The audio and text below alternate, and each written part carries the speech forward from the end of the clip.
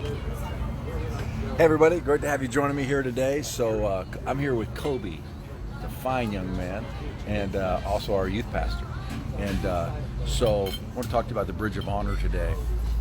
And the Bible says that we are to, Romans 12:10 says that we are to love one another with genuine affection, and we are to delight in honoring one another.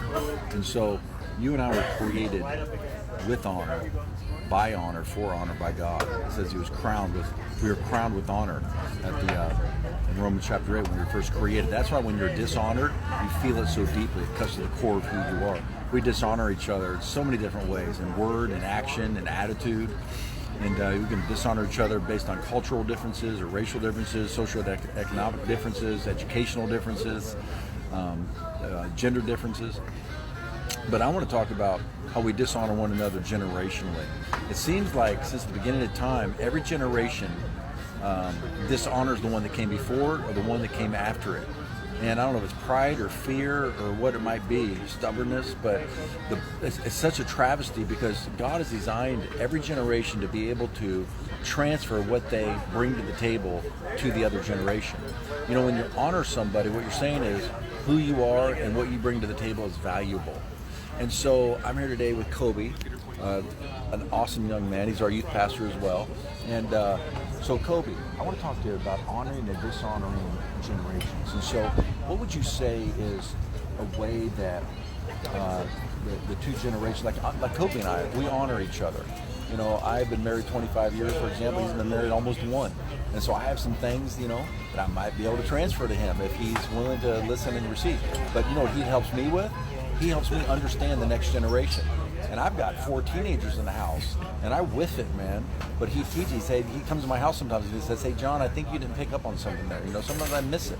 So, Kobe, help us. How do different generations honor each other? I mean, there's a lot of things you can do, but I think a good place to start is listening. Both generations, both ways. A lot of people say communication is key. I think understanding what's being communicated is better.